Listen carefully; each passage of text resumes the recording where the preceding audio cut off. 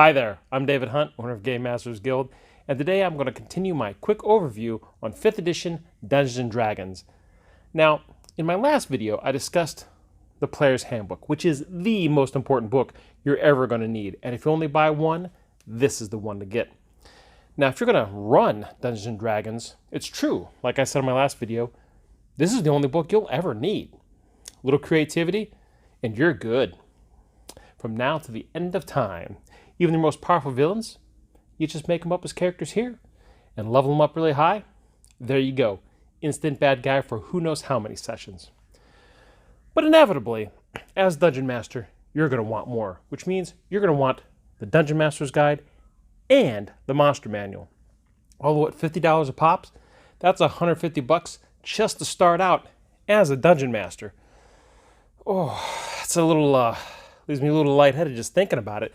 Dropping all that at once just to play Dungeons & Dragons, although it is the world's greatest role-playing game. However, I'm going to tell you a little way around that. First of all, let's say we don't buy the Player's Handbook right away. What you can do is go and get yourself a D&D starter set, which is running $20, gives you all the basic rules, trimmed down book and everything, and it tells you, or it gives you 5 different pre-generated characters, and it also shows you how to level them up from levels 1 to 5, and that's where it stops. Has a pre-generated adventure, has a set of dice in there. It's perfect. Only $20. However, that's not all. Disregard the starter set, and you know what you should do is for $5 more, for $24.99, go buy yourself the Dungeons & Dragons Essentials Kit. Why do I say that? Because this has all the essentials in it. The starter kit's okay, and it's really great just to get something quick. But the essential kit, what's nice about this, it has even more. So the essentials kit, let me tell you, this is how it works. So it has a stripped down rulebook, just like the regular starter set, but in this rulebook, it actually tells you how to make up your characters and how to take them from level 1 to level 6. So in the starter book, or in the starter set, what happens is they're already pre-generated and that's all you get. You can't make them up. But in the Essentials kit, you can actually create characters and take them from level 1 to level 6. So more flexibility in creating characters, and that's exactly what you want. Also, it has a pre-made adventure in it, which is this. The Dragon of Icespire Peak. Now, what's cool about these adventures, and the starter kit has one too, but all these adventure modules, these pre-done modules, what's cool about them is it kind of gives you an idea of how to set up a typical adventure for Dungeons & Dragons. You can kind of see how they lay it out and how they lead the players from one place to another, and even using this as a framework, you can make your own adventures very easily. And also, you could use the places here as jumping off points to other adventures in the surrounding area where this adventure takes place. Plus, what's really cool about these adventures is without you buying the Monster Manual, the Dungeon Master's Guide, or even the Player's Handbook, there are monsters. In here, of course, there are monsters, there are magic items. So, and this is more monsters than just what the Player's Handbook has. A lot of different monsters like mimics and ogres and manticores, giant spiders, harpies, sharks, invisible stalkers, hunter sharks no less. I mean, there's some cool stuff. And there's definitely some pre-generated NPCs. Carrion Crawler, which is kind of a staple for dungeons. Centaurs, commoners, a little bit of everything, banshees, blights. There is a lot of stuff in this small book, and this is super handy. So not only do you get this adventure, but there's this cool poster map of the Sword Coast. So that way now you can kind of show your players exactly where you're at. And here this has a map of Phandalin, which is where the adventures take place. So again, a nice prop, nice to have something to lay out so the players actually have something to take a look at to kind of draw them into the world. And of course, the next thing is something really cool that wasn't in the original starter set, and that is a small Dungeon Master screen. It's what I call a half-height Dungeon Master screen because it's not as tall. It's kind of half the height of some of the older screens. So in that way, it's a little easier to kind of see over and see the board and the miniatures and all that other stuff. And see your players and their character sheets and their play areas and what they're doing. So it's a little easier to see over. But also, too, it has all the information that the $15 Dungeon Master screen has. So you don't have to go out and buy the $15 DM screen. You just use the ones out of the Essentials kit. It's a little flimsy, sure, but you kind of fold it just right, and it stays up on its own. It ain't going anywhere. It's just as good as the other one. It's got all the information that you're going to need for sure. But that's not all. Of course, you do get some blank character sheets, and even though the urge is to sit right down and start writing on them right away, stop, make some copies. Scan them on your computer, get someone to photocopy them.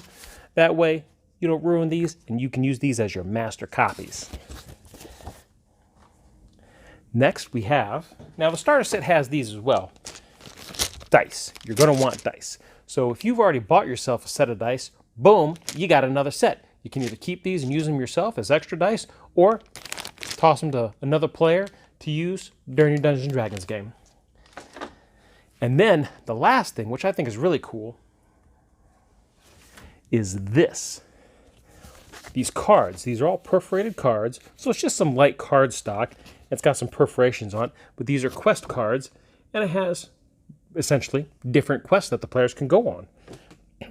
There are some initiative cards, so when you're in combat, once everybody rolls for initiative, you can hand out all these cards so everybody knows what turn in the initiative they are. So who's first up on the initiative, who's second, who's third, who's fourth, who's fifth, who's sixth. Now, of course, if you're the Dungeon Master, you got a bunch of bad guys. This might get a little out of control, but that's okay, because what you could do is you could just lump all your bad guys on one turn and just take one of these numbers. Or on a sheet of notebook paper, you could just annotate where within the initiative that your bad guys would fit. And then that way your players don't know, at least until combat begins. All right, and then we have condition markers. And here on the back of the condition markers, it tells you exactly what the effects are, be it blinded, deafened, grappled, invisible, and it has a quick pictorial reference so you kind of see what you're looking for. Frightened, paralyzed, invisible, restrained, prone, poisoned, conscious, and it gives you some combat cheat sheets down here on the bottom to pass around so people have a quick reference at how combat goes. And this is great for new players or even players who have a tendency to forget the steps. Hand them one of those quick combat step-by-step charts so they got it handy and available so they can follow along. Seems kind of basic, but you'd be surprised how something small like that is extraordinarily useful, especially in a role-playing game. Here's another thing that's super handy. Npc cards. Here there's 9 of them. On the back gives you, as the Dungeon Master, all the information, quick information you need to know. Not necessarily combat stats, but it gives you their personalities, their ideals, bonds, flaws, and their name, and, human. Tells you if they're like Lightfoot halfling spellcasters, so you know exactly who these characters are and how to roleplay them. And on the back, of course, you got a nice cool image so you can pass around so people can check out these characters and see, kind of get an idea of what they really look like. And then, here's another cool thing, magic items. Look at this. Look at this. You got 18, no you don't, you got 18, got 36 different magic items on these little perforated cards. You got weapons, cloaks, keys, fireballs, goggles of night, an immovable rod, some chainmail, potions, sending stones, potions of invulnerability, wand of secrets, wand of pyrotechnics. There's all sorts of cool stuff on these cards. And what's nice is you didn't even have to buy the monster manual or the DMG, or even the Player's Handbook to fully play Dungeons & Dragons. And you think, well, Dave, after the adventure's over, what do I do? Well, you just pick some of the monsters out of the back of the book and you continue the adventure. Now, of course, at level 6, you'll have to stop because that's all the information you have to work with for leveling up.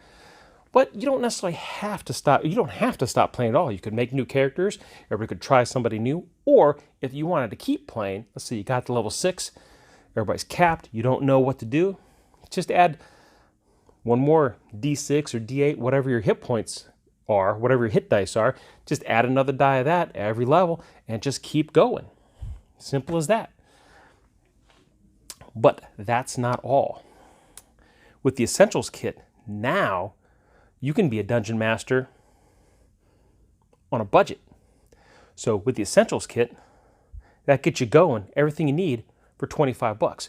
A little creativity will get you a long way. But then if you mix and match that with the Player's Handbook, which is 50 bucks, now for $75, you've got, not only do you have a second trimmed down rule book and a full-on Player's Handbook, the trimmed down one from the Essentials Kit, you can pass around the other players and they don't have to worry about all the extra fluff. They can just kind of, quick look at the spells or certain abilities or whatever they need out of the smaller rule book while you got the big one, or vice versa.